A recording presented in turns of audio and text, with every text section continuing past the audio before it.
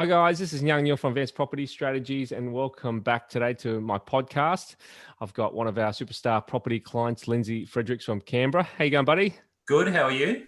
Yeah, really good, really good. And Lindsay's always got something interesting on the go, whether it's a termite-infested house or a drug den. At this point in time, it's a little bit more remote. He's doing a remote renovation in Queensland. So I'm really excited to be sharing with you his progress on that. He nabbed that pretty much in the middle of COVID when people are running away from commercial property. He's been able to buy it at a bargain price. So, yeah, welcome, Lindsay, and really excited to hear what you have to say on your latest project, mate. Yeah, no worries. Yeah, you're right. We bought this one right in the middle of COVID, actually, where it was all doom and gloom. This one had actually been on the market for about 9 months, so it was even harder for the seller to sell it because some of the tenants actually were on the COVID payment and all that, also the half price rent. So that also made it interesting when we went for the loan. As the bank was basically looking at to see if any of the tenants were being propped up or were getting discounts on their actual rent. Yeah, absolutely, absolutely. And so I know you've done most of your projects in Canberra or New South Wales, and you've done a whole stack, I reckon, roughly about a dozen, where every one of them, as you can see here, Queanbeyan, Canberra, Holt, Scullin have made some good profits here. So tell us, one, why did you look in Queensland or Townsville specifically, and why a commercial property? Basically, we're sort of between projects, so I thought to myself, well, let's start looking around. And I probably wanted something, all those renos that we've done in the past, we've actually sold them off at the end of it. They've all really been flips. And I didn't want to actually keep any of the renos because they just don't make a lot of money and they'd either break even or you'd have this negative gearing, which is a total waste of time. So I wanted something that had more income. So I started doing a bit of reading, learned a bit more about this one and found these 5 shops with the bonus 8 storage units in Townsville. Wow, very good. And when you say start looking around, were you happen to be looking in Queensland and other states as well, or just happen to be within that scope? Look, I looked in all states. Basically, to get the returns, you need to look in smaller cities. So you could buy in Brisbane or buy in Sydney. However, you need a lot more money to get into a deal. And I thought, I'm looking for economy. So I applied the same rules. Buying a reno as buying a commercial reno like this one. So the only advice I give on this side of things is you don't want to go to areas that are too remote, that are really small, because you have a lot of problems with tenants and vacancies. So you need to sort of find regional cities, Townsville, Cairns, ones that have got a decent population in them.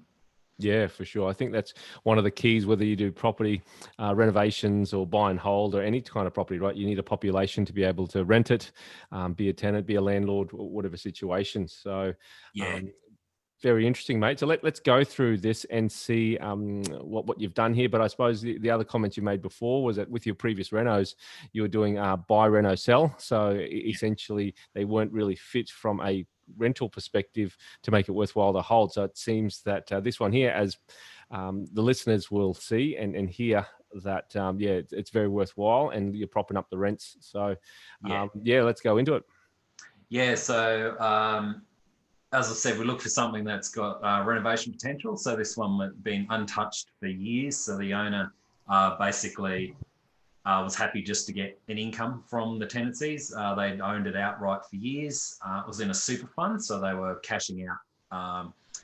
And all the tenants, bar one of them, was on month-to-month leases. So basically what that means is they could just give 30 days notice, a bit like a normal rental house, and they'd be gone.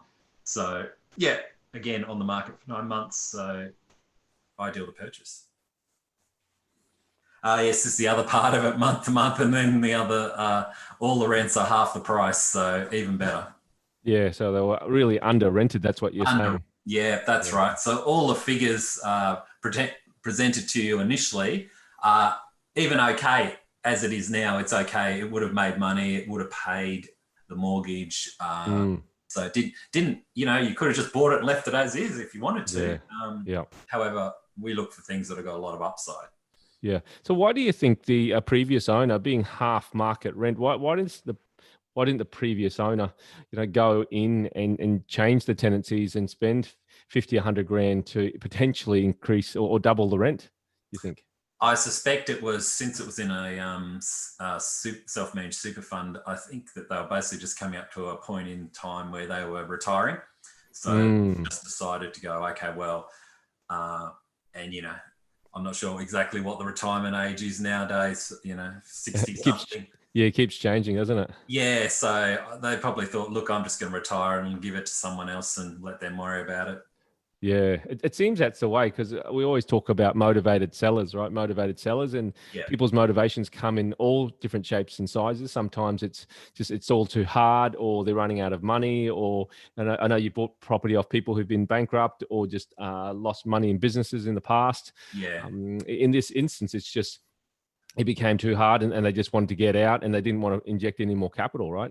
So yeah, I think it's reach retirement age. So maybe at that point in their lives, they thought, they'd owned it for a very long time. So let's cash out. Maybe they're moving to Bali. Who knows? It's had enough of all of this, and they want the cash. And maybe it was also Townsville's economy had been tanking for many years. So if you're in that market, you'll know all of that. Maybe they just decided it's time to go. Yeah, very good. All right, mate, good stuff. Well, let's keep rolling. So let's talk about some of the problems that you experienced, or you were aware of, and you're dealing with at this point in time to turn this ugly duckling around. Yeah, so this is a good one. So the banks look at the income of the property. So same if you own a normal house, residential property, they go, how much will it rent for? And they'll take a percentage of that as income to support it. Unfortunately, with the commercial one, we've only got one tenancy in there that had 1.5 years on their lease. And so they took the income of that, and I think that only allowed 15% overall of the income that we were quoted from everybody as acceptable on the application. So that you've got to be aware of that banks only consider things that are probably they like a 3-year lease, 5-year, 10-year, month to month. They'll just go, no, 0. So got to be careful there with this sort of thing. And so it's kind of like a crash course on how to learn about commercial property in a sub $1 million market, isn't it? So, that's right. That's right. So these are all the things that normally happen. So there's one vacancy there now. One other tenant's given notice as well, but look, that's fine. It's still the income. We did deals with the rest of the tenants there, so to sign them on new leases. So that's fine. Tenants got a little bit upset since it's got a new owner. Some of them been there 8 years, 20 years. Don't like change. And like we just discussed, the old owner had put tenants in on fairly cheap leases as well. Yeah, half market rent, mate. Of course, if someone was charging you half rent, you kind of feel like a victim. You don't want to move. Yeah, that's right. You don't want to move, but it's the market. Unfortunately, it's the real world. It's like going out and buying petrol one day for $1, and the next day it's $1.50, which does happen sometimes, and you get upset. But if that's the marketplace and you're not in control of it, that's the way it goes. So that's right. And the bank valuation was a good one. They had it on the market for $550. Then the agent said, someone else came along, and the bank valuation only came in at $510. So if you offered somewhere around there, the owner would probably consider it. I just thought, okay. So we said, we'll offer $510. And then we got a building and pest report done as well. And it came in that some of the roof needed to be replaced. So we took another $15,000 off. So we ended up at $495 from $550. I love it, mate. The old building and pest inspection report trick, mate, that we use often in our clients' stories, which is great. I remember one of our clients, Kate, back in probably 5 years ago. She did that, and she got, like, call it a $50,000 discount or $100,000 discount. No, she asked for $100,000. I think she got a $50,000 discount from $495 to $445. I remember that property, and it's just a strategy that has been paying off so many times. For a $500 investment for a building and pest, roughly, and you can, in your instance, you got $15,000 return on that. Mate, it's just so powerful, isn't it? Yeah, we saved it to the last day of due diligence as well. Yeah. So we had, I think, 30 days or 15 days, something like that. So then we had all this done, and then sprung it on him one day before. And then, oh God, he's come this far, we better give him. And that's the thing. When you've been doing property so long, you know the handful of maneuvers. There's probably 20 or 30 maneuvers, of which half a dozen are the key ones. As you know, even if you're a seller as well, when they've gone under contract for a long time, relative, 2 weeks, 4 weeks out of the whole process, people have spent their money. Yeah. People spent their money in their head. I sold a property recently and they went unconditional, and I already was thinking about what am I going to spend this money on and what we're going to buy. And so it's just human nature. We ended up spending that money literally. We settled, I think, a week later, using those funds, for another property straight away, on a nice penthouse apartment. It wasn't a big one and it wasn't that expensive one, but we went and bought a lifestyle property. But it's the way it goes, human nature of spending the money before you actually receive it. So, yeah, that was great. So this is the property here. Just walk it through. You've mentioned that you've got 8 storage units, which is quite unique, and then 5 shops at the front. So this property looks like it's on a corner or something. Is that right? Yes, it is. That's right. So it's 2 streets. So the main street's down the bottom of the screen there, and then on the left of the red is just a side street, really, and there's not much there. So as you can see, there's 5 tenancies. There's the big one on the left there. She's the one that's got a year and a half to go on the lease. And the top left photo is up the back there, the top right of the picture of the layout. It's like a meditation center, that style thing. So the outdoor area, she's made it really nice. So I was actually eyeing it off because you can sort of see that top right photo where she's got furniture, that I could build more storage sheds there. Because just on the left where the power pole is there's actually a gate there. So you can actually get access to that particular back part. So I could probably fit in, if you see the storage, there's 4 storage units, 8, 7, 6, and 5. I could duplicate those on the left there and make more storage units. So that's sort of was in the back of my head and going, oh yeah, we can add some value there. So basically as you see it, and on the right of the unit 1, there's a driveway there. So the driveway comes up this way here. Yeah. These sheds here, and then put the other potential extra storages here. Yeah, right up the back there. So, and then you've got units 1 to 4 are fairly similar sized tenancies. Unit 2 is the one we've renovated, and unit 4, she'll be moving on in December. So we'll just give that a paint job. So we just did a deal with the other 2 tenants to sign new leases. Yeah. Oh, look, the thing I really like about this is it's multiple sources of income, and you've got 2 tenant calibers here. One, obviously the commercial tenants, 1, 2, 3, 4, 5, and then you've got the storage tenants, which are a different caliber again. So, as we've spoken about, I've always wanted to get into storage. I am researching it actively at the moment. And you just got 13 tenancies and therefore multiple sources of income. So even if you have, call it out of the 13, 1, 2, 3, 4, 5 vacancies, whichever capacity there or whichever arrangement there, you've still got another 8 rental sources of income coming in all day, every day, isn't it? That's right. And the guy that's in unit 1 actually he's a painter, so he's got his office there, but he rents 2 of the storage sheds. I think he does 7 and 6 he rents. So just convenience for him as well. Yeah, that's it. And you're not overexposed in any situation in that storage. It's not like 100 units, 100 storage garages that you're not sure about vacancy, that they're currently all occupied, and then you've upped the rent on those as well, haven't you? Yeah, we're gradually doing that because some of them have been there for years, and some of them didn't even know they were still paying rent on them. So, been interesting. Funny, mate, funny. So let's talk more about the renovation works that you've done and that you're planning. So let's walk through those, hey? Yeah. So the top photos you can see basically the on the left is the before and after. So pretty crappy color scheme. I mean, really back late 90s, they were sort of fashionable colors around. Yeah, that's right. Yellow and blue. Yeah. Yellow and that sort of aqua blue color. Mm. So that was the first thing that went. So basically, we got a quote from the managing agent. They got a lot of tradies, so I just used one of theirs. It came in really cheap. So I just chose the colour scheme. That's my Hamptons colour scheme for Townsville. So yeah, we've pretty much just painted the outside of the building, that front of the awning there. Didn't bother painting underneath the awning or along the top either.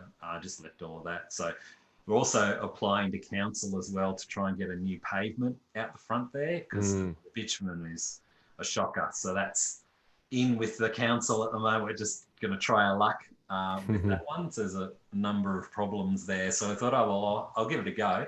You never know your luck. So that's right. Yeah, so this is tenancy 2. So that on the left is how they'd been renting it for years, the old green carpet and pretty crappy, and the old hanging from the ceiling fluoro lights, very attractive stuff. So basically what we've done in that one is rip the carpet up, ugly tiles underneath. So we put floor tiles, the carpet tiles down. Yep. Full paint job, LED lighting, electrical upgrades, everything you could think of we had to do in there. So now it's really nice space now. So it's got a couple of offices and like a reception area that you can see at the front there. Yeah, that looks really good, mate. Looks really good. So relative to the green before anyway. So, yeah.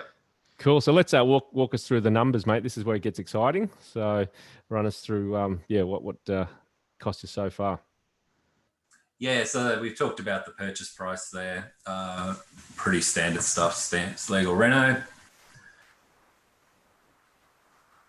It's only 15K for the reno, mate. This is a bit under budget for what you normally spend, mate. Yeah, it is. We'll probably have to spend more because that other tenant's going. So there's probably another, I don't know, 3 or 4 grand there. So yeah, a bit, certainly a lot less than what I normally spend. So the loan we got through ANZ, fixed rate, 2.59 for 3 years. Geez, that's cheap. Yeah, so this is ANZ are lending for stuff under $1 million, but the sort of caveat on that is it's only things that are run of the mill. So not caravan parks, not storage units, not weird commercial stuff. So there's certainly good rates out there if you fit within their criteria. Yeah, just bread and butter, shops and offices and things like that. Yeah, industrials. Yeah. Yeah, sure. Cool. And yeah, so at the moment, the income from now basically was basically 49K. Yeah. And call it a 9% net yield at this point in time before interest there. Yeah. And so talk us through this growth that you're looking at. Yeah. So when we got them, they were at 38. So now at 49, just because the new leases have been signed and we've given them staged increases to market rent. So over actually probably about 3 years, some of them. And the one tenant that moved out, we did propose a good offer to her, but it wasn't meant to be. So that's a business decision for her. So that's okay. So these new figures obviously assume that we've got new tenants in at market rates. And then the 2023 is, that would assume that everything's, including the storage units, are market along with all the tenancy filled. So that's certainly achievable. So it's my sort of dream goal there to work towards that number because it's certainly happy days if we can get to that number.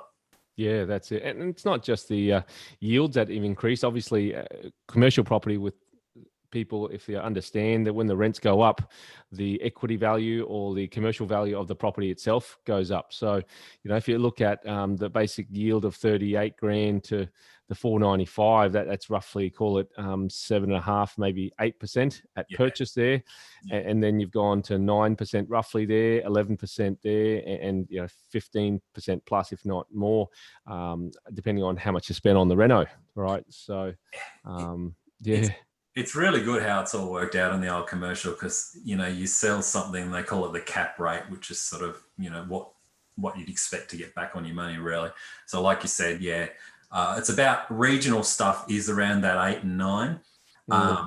I saw a property down in Melbourne, close to the CBD, in the ring suburbs, and I think someone bought that for like a cap rate of about 3. Yeah. So yeah. pretty amazing. That's high value property. So that, there's 2 games to play. You can play in the city.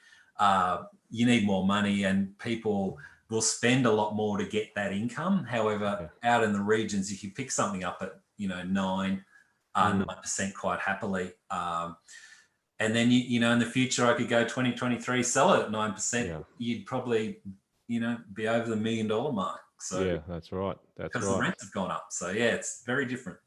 Oh, mate, and that's the thing is, do you sell it or not with interest rates as low as they are? No.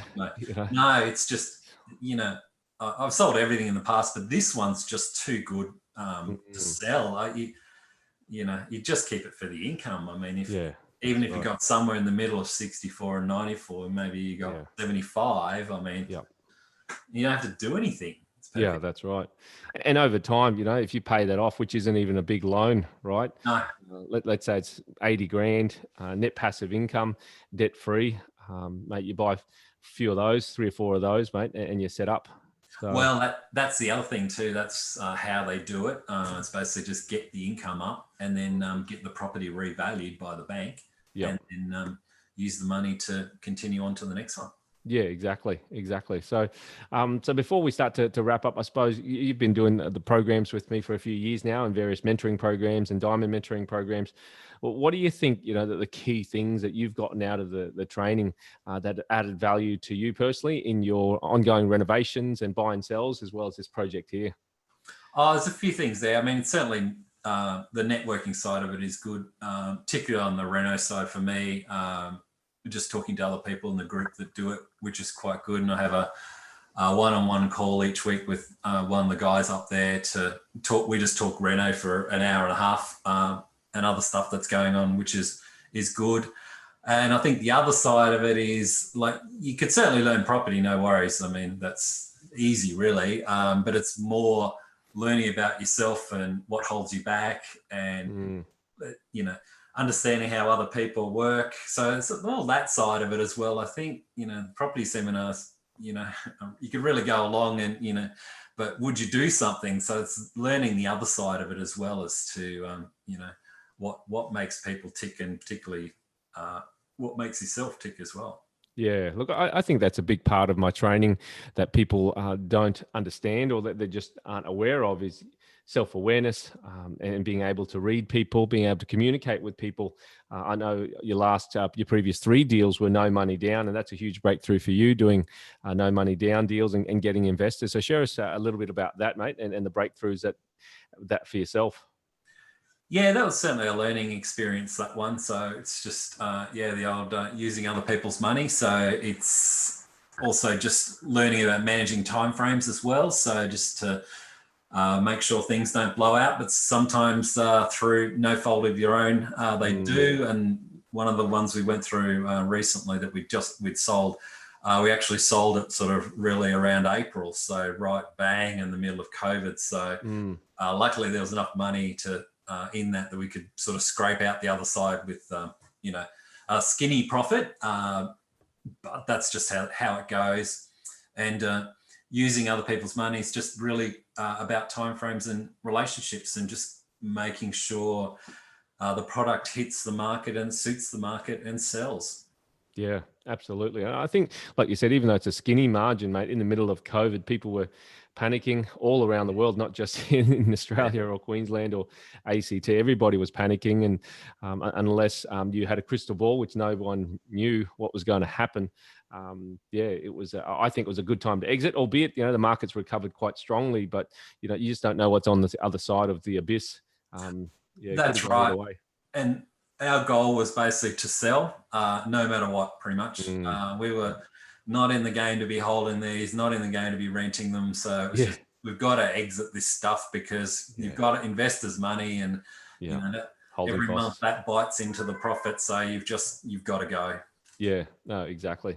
Very good, mate. Look, appreciate that. So if people are wanting to get involved with you, because from time to time you'll have deals that you want funding and potentially have passive investors involved. So tell us a little bit more about, how you work as an investor and what you're looking for.